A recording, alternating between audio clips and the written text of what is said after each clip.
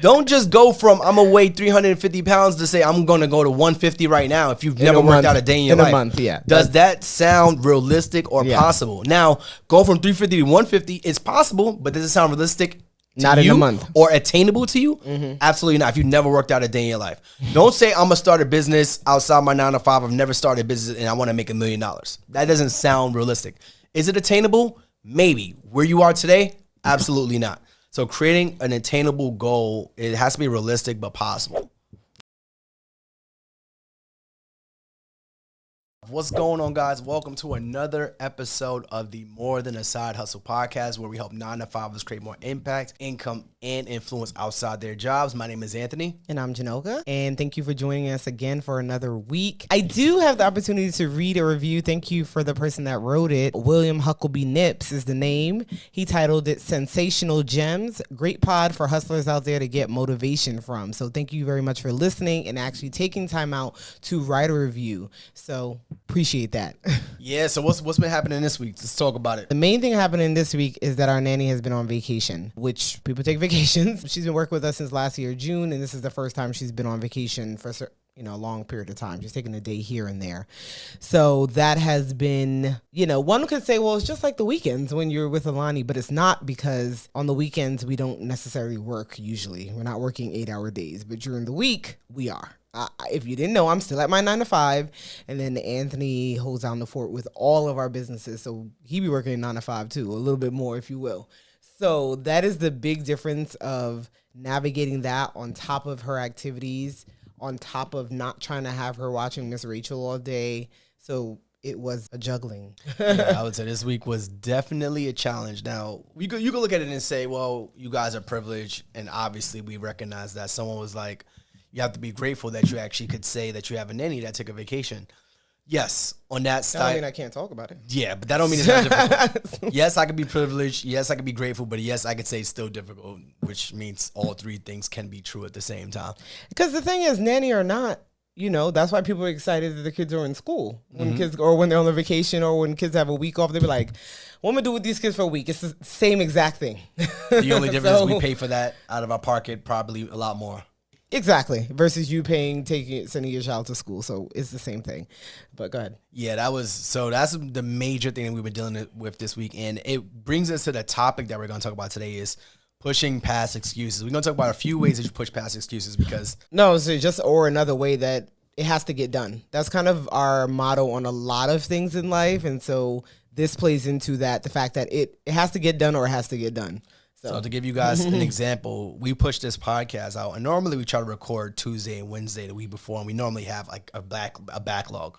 And you kind of get to the point where you don't have a backlog because you used up all your episodes, and then you're like, well, your backlog. And then you are down to the wire, you're down to crunch time, and you're like, we got to get this done to stay consistent, and we had to find a right date or time to get this done, and this is the right time to get it done. It might not be the right day for my editor, but I apologize for that, but this is the right time that we had to do to get it done. But at the end of the day, it still had to get done. We couldn't just say we're not going to do it.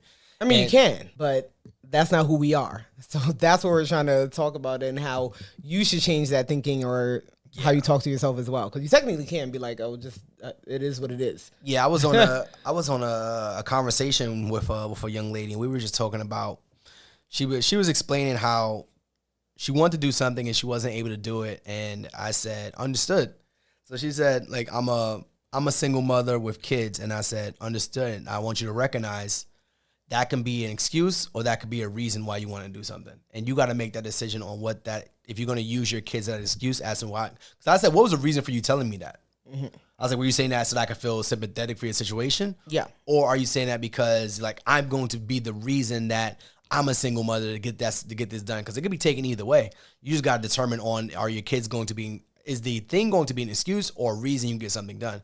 Because some people will say, I'm a single mom, and it's like, that's my reason to get something done. Because I want to create a better future for my kids. Or you could just be saying, all right, I'm a single mom, and this is my excuse as to why I can't do anything or get something accomplished. And I think we speak about that a lot, because a lot of people, first when we were paying off debt and we didn't have kids, people said, well, only because you don't have kids that we could do certain things. Now we have a kid, and people will say, well, only because you have one. And so there's always something to it.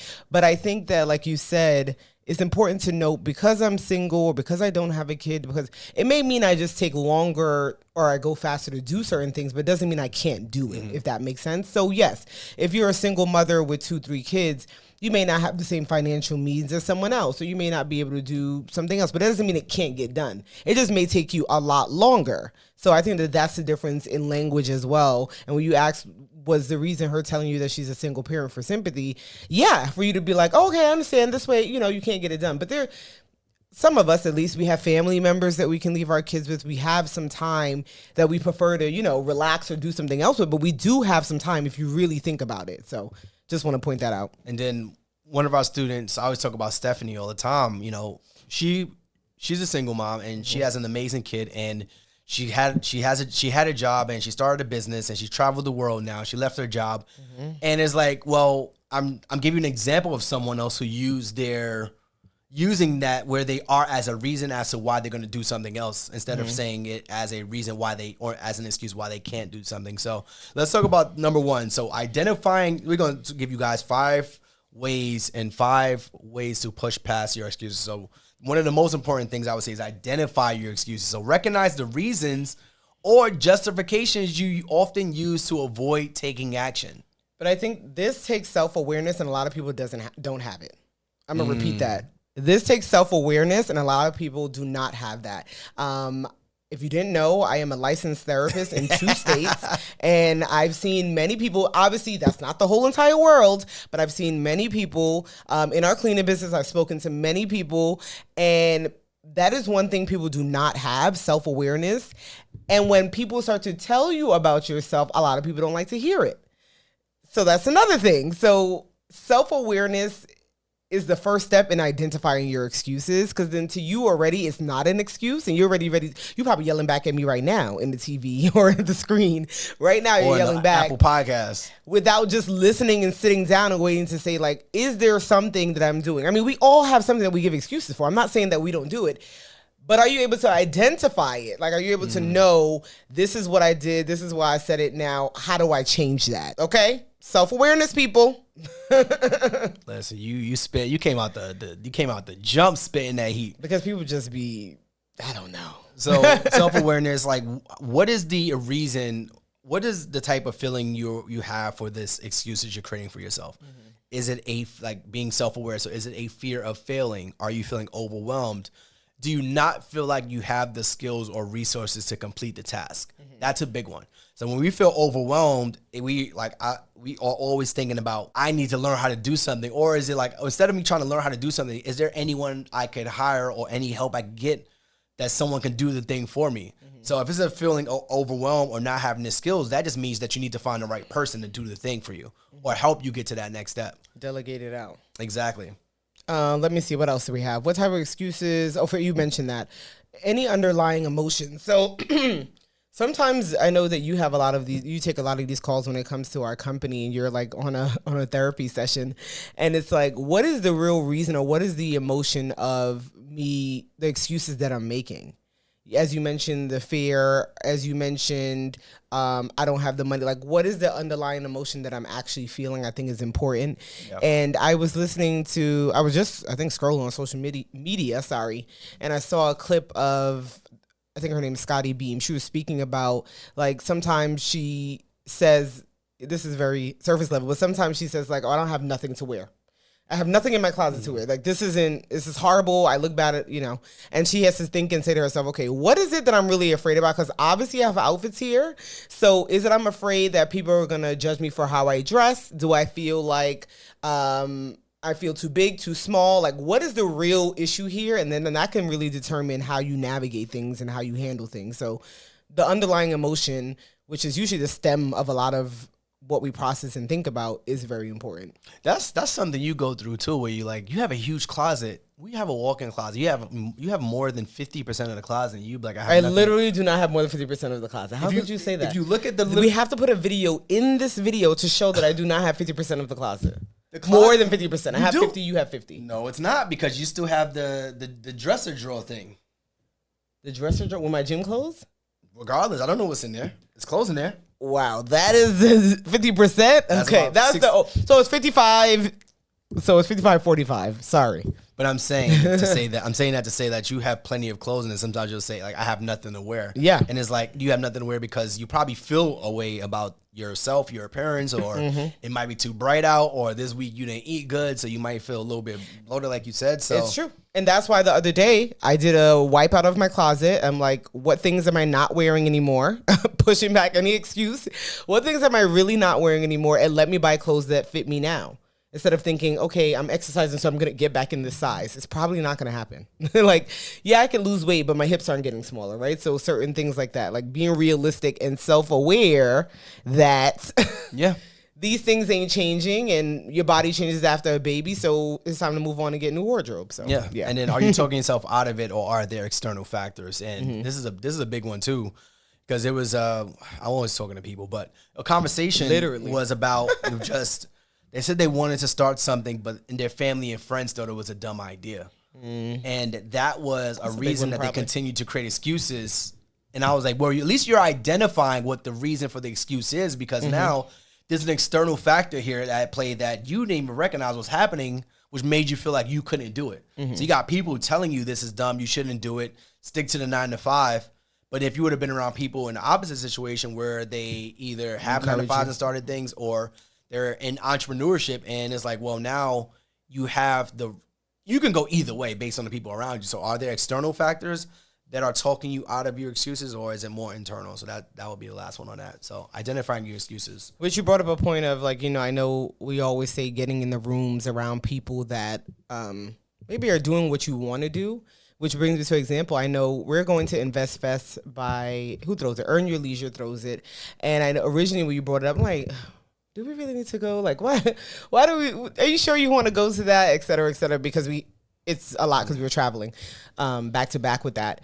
And you're like, we just need to be in that room. Like, you don't know what information we're going to get. You don't know what information we're going to receive, how we can use it. We just need to be in that room because we understand that people that have never done what you want to do are probably going to call it stupid, or are probably going to say it doesn't make sense. That happens a lot of times. But like you said, if you're in that opposite room, you feel like, damn, I'm not doing enough. Like, I should be doing more. Look at all that's happening here. I need to be doing more, and you get that inspiration. So there's different ways you can utilize your external factors. Yeah. So identifying excuses is number one. So number two would be challenging your mindset.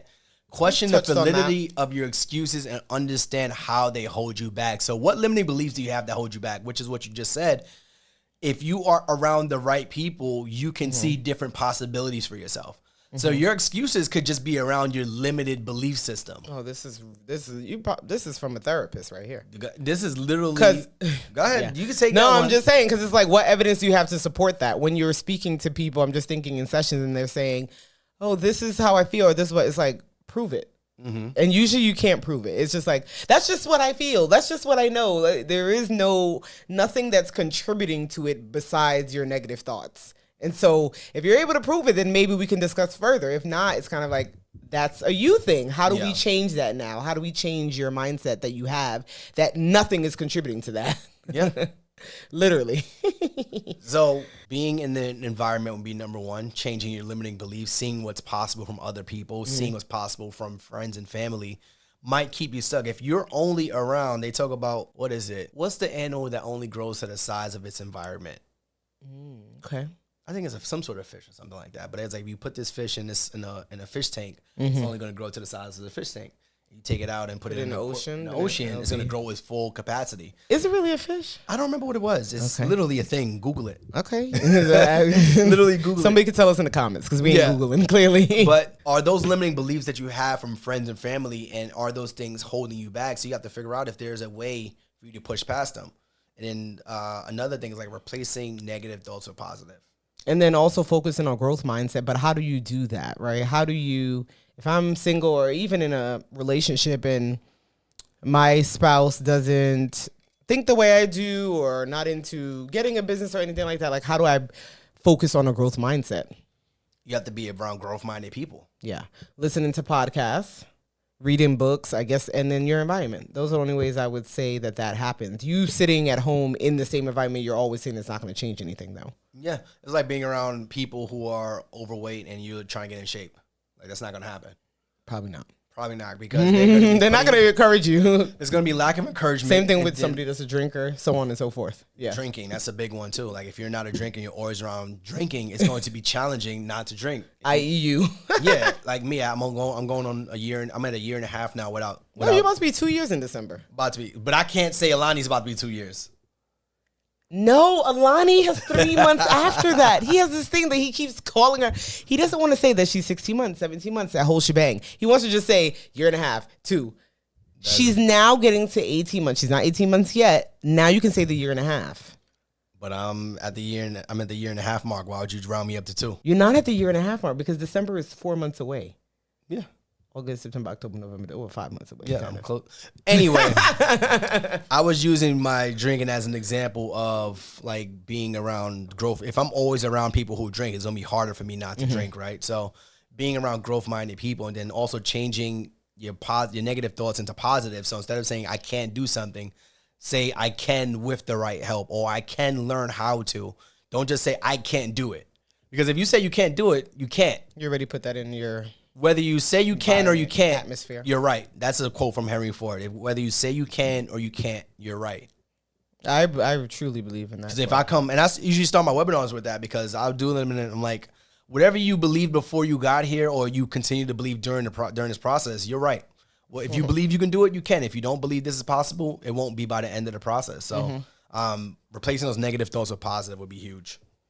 Number 3 for pushing past your excuses is setting clear goals. So defining specific, achievable objectives to motivate yourself and create a sense of purpose. So I think about myself when I think about procrastination, which I still procrastinate.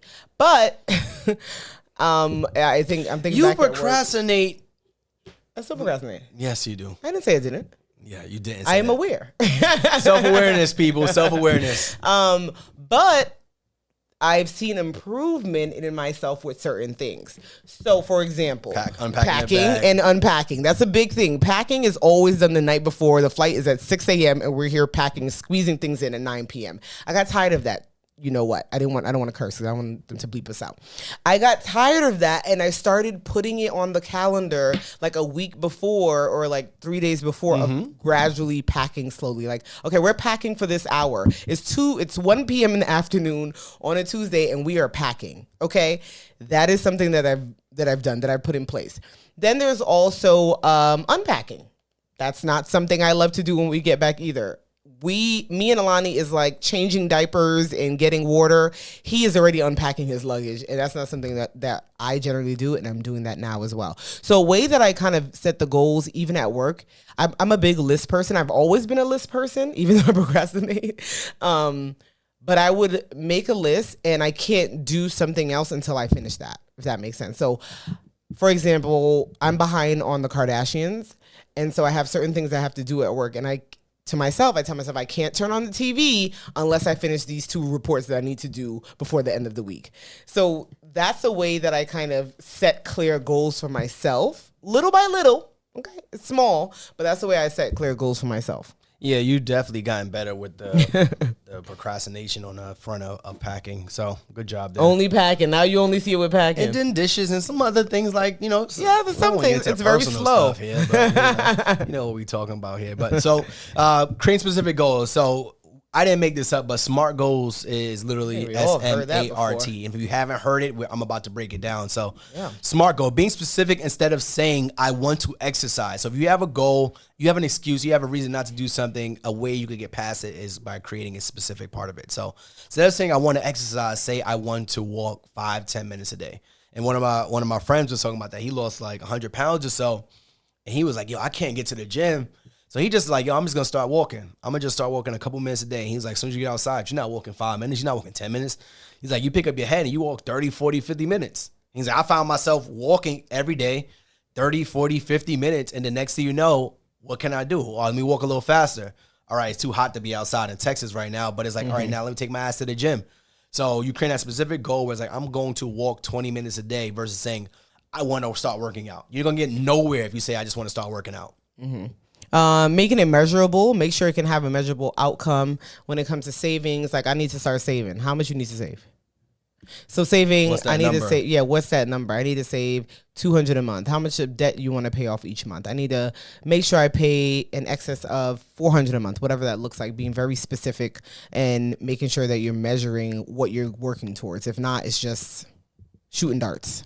Attainable is one of my favorite ones. It gotta be realistic, man. It has to be realistic. You say that, but some things you need to challenge yourself further, though. We're gonna talk about challenging yourself down the line, but don't just start by challenging yourself from the very beginning. Yeah. Don't just go from I'm gonna weigh 350 pounds to say I'm gonna go to 150 right now. If you've never worked out a day in your life, a month, yeah. Does that sound realistic or possible? Now, going from 350 to 150 is possible, but does it sound realistic? Not in a month. Or attainable to you? Mm-hmm. Absolutely not. If you've never worked out a day in your life. Don't say, I'm going to start a business outside my 9 to 5. I've never started a business and I want to make $1 million. That doesn't sound realistic. Is it attainable? Maybe. Where you are today? Absolutely not. So creating an attainable goal, it has to be realistic but possible. And then relevance, make them mean something. That is, what is your why? So if you have our course, Cleaning Business University, which is a good commercial break for you. Make sure you guys check out Cleaning Business University. If you want to start and scale a 6-figure cleaning business without cleaning any houses, check out the link below. And then we also have a 90-day accelerator program. If you want more information about that, you could click the link. You could go through the opt-in, the VSL, the application, book a call with our team, and we'll talk about it and see if you're a good fit for the accelerator. Yes. So I was saying that to say at the beginning of our course, we speak about figuring out your why. Before we even get into the nitty gritty, you need to know your why. You need clarity on your why, because when things get rough, your why is what's going to keep you pushing. Okay. So I'm in the gym because I need my body to be banging. That's your why. Why do you want your body to be banging? So I look good in swimsuits. Why? Or certain outfits. You want to look good in swimsuits. Why would my wife want to look good in swimsuits at the beach for other people? For myself. Why? You said other people. I didn't say other people. That's on you. Is that on me or is that on you? It's on you if you thought that I want to look good for other people. I want to look good so I could be outside with my shirt off. If that's the way you feel. I'm just saying, who's that for? Is that for Where me? you going outside at? The street, right across the street. That doesn't even make sense to be outside in the residential area. Just, hey, it's me. Yeah, just want to look good. Yeah. But yeah, figuring out what your why is, and that helps you to stick to everything else, right? When we were paying off debt, the why was on our fridge. Anything we do, we need to know, what's the reason I'm doing this? What's the reason I'm working so hard? What's the reason I'm continuing to show up? It needs to make sense. And whatever the why is, I suggest actually writing it down for whatever it is so that you can reflect back on it anytime you need. So. Yeah. And the last thing on a SMART goal is time. It has to have time. It has to have relevance. And it has to create a sense of urgency. So I'm going to do this thing by this date. Mm-hmm. So when we was on our debt freedom journey, our goal was to pay off our debt. And when we started, we realized by my 30th birthday. We said, all right, we could do this by your 30th birthday. So that's what we turned the goal into. So we had 24 months to achieve that goal. 23 months to achieve that goal. And that's what we ended up doing. So creating a sense of urgency. Also, you don't want to drag this stuff out too long. If you have a goal and it's taking you a while to get there, you don't want to drag it out where you're still I'm trying to adjust the lighting right quick. I see. Yeah. You know what happened? So let me give you guys this is real life. We record this in real time. They got dim. So when you record, you're never supposed to record with natural lights on, right? So you guys are listening to this. You don't know what I'm saying, but if you watch us on YouTube, it got a little bit darker in the room because we were using our natural lights outside, the sun. So they say you're never supposed to record with natural lights because what happens is when it moves, when the sun moves, it creates a shadow and reflection. So your lights in your camera start to get darker. So I'm still bright over here. It's still good, but. So there Whoa, it's a party now. Okay, you're whitewashing me. Okay. Whitewash me a little bit here. Okay. Okay, I'm good. All right. I'm back to being black. You good? So, sorry about that. So, creating a time-bound goal for SMART goals. So, next one is... Number 4, holding yourself accountable. Share your goals with others or use tools like a journal or a habit tracker to track your progress. So I know some people are like, I don't want to tell other people what I'm doing because you may be expecting that they're going to be negative about it. Or you just don't want to hear their input, yada, yada. Write it down. Make the journal your best friend. There's so many apps in this day and age. You can do a habit tracker. You can anonymously post in places. Hold yourself accountable. Like we said, our debt-free journey, that was on our fridge. That's how we held each other accountable. We wanted to see it every day. I know a lot of times in therapy, we speak about if you're using sticky notes, like put it on the mirror, put it on the fridge, because you most likely look in the mirror every single day. You go in your fridge every single day. So find ways to... you want to reach the goals, and it's not going to be easy, but find ways to kind of help you to make sure that you get there, essentially. Yeah, and if you are thinking about doing something, you start creating excuses for yourself, and you have other people who are aware of it. Now they can hold you accountable to what you want to go to. So, like one of my boys wanted to do something, and I was like, "Now the problem is you just told me you wanted to do that. I'm not the person that you want to tell you have a goal to, because now I'm going to push you to that I put goal. it on my calendar. I was like, now I'm going to push you to that goal. So I didn't see him post something on social media. I was like, yo, it's been a couple of days. You still trying to do that thing? Yeah, you know me. I'm doing my thing. Yo, things got slow. Things got fast. That's how y'all all talk when y'all got excuses. Things got slow, things got fast. And then I said, well, I was like, just be mindful. I told you when you told me this is what I'm going to do. Would you like me to stop doing this? Yes or no? Yes or yes.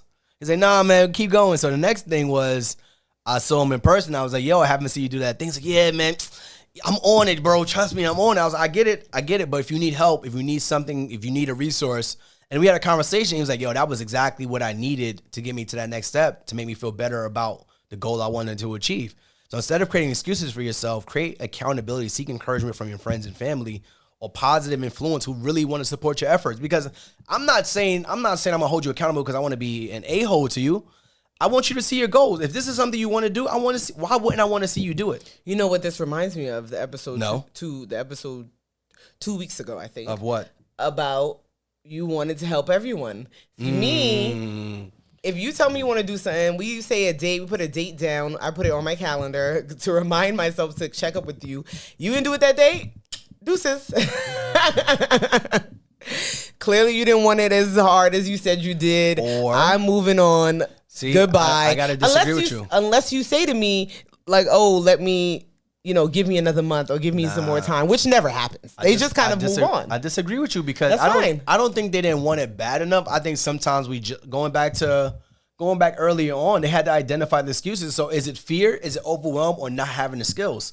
So more often than not, it's probably a feeling of fear or not having the resources.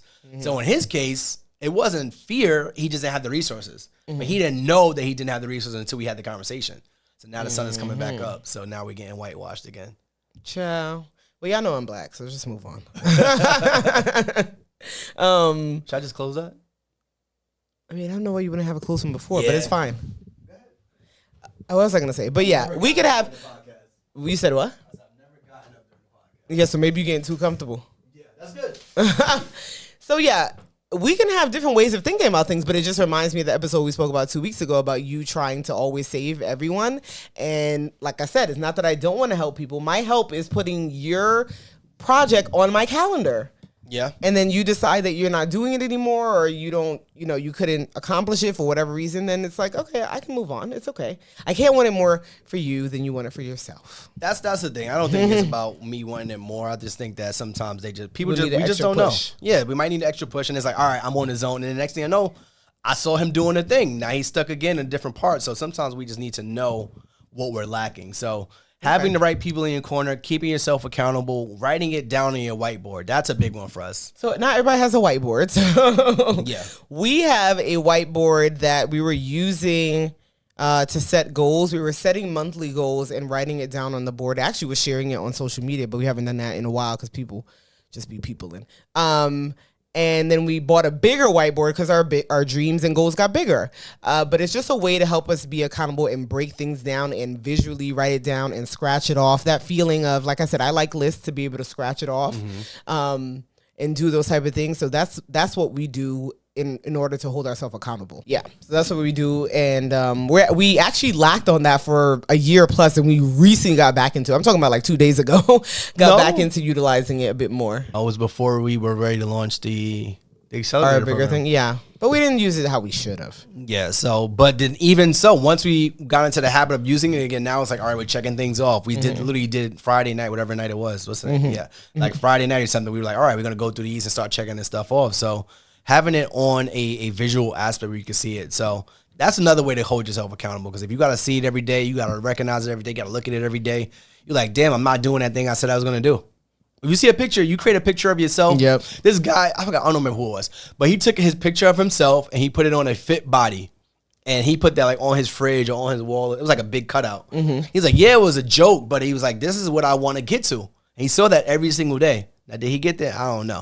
But he used that as a visual cue to get to his goals. So because we all need, because we all need a little push. And the last thing, number 5, that helps you kind of push back your excuses is celebrating your successes. Acknowledging and celebrating each milestone you achieve to maintain motivation and momentum. How did we celebrate our successes as we were paying off debt?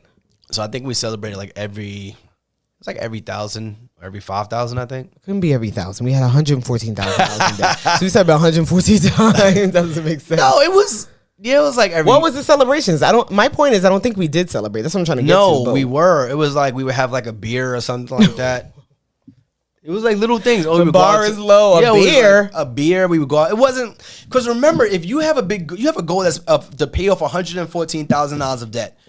And your goal, you're not going to be going out a lot. To spend more. You're not going to be spending a lot more money. You probably drinking less. You probably eating out less. So when you do those things, you are so focused. When you do those things, you're like, oh, this is a celebration.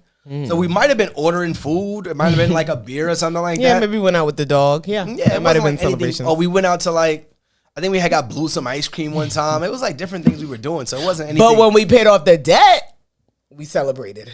So recognizing those milestones, creating minor checkpoints that you could check out, because small victories over time are just feels good. Just feels good. Like what we do with working out. Yeah. Certain milestones that we may hit. If we're a bit more consistent in the gym, then we go and buy our Lulu gym athleisure wear. Oh yeah, we definitely got hit Lulu today. And I then deserve it. I've been saying to myself, I haven't reached there yet, but I've been saying to myself, when I reach to a certain weight, then I'll start paying for a Pilates class at my gym. So there's little ways that like keeps you motivated to go on to the next step, whatever that is for you, whatever the success is for you. What else do we have here? And setting new goals if it's too easy. So that's the thing where we were speaking about before, when I was like, sometimes you have to challenge yourself, when he was like, you got to set realistic goals. But I think we set safe goals a lot. We have an episode on that too. I don't know what episode that was. That was a while back. But like, a lot of times we as people just in general set these safe goals because we're just scared. You know, I don't want to say I'm going to lose this amount because maybe if I don't, right?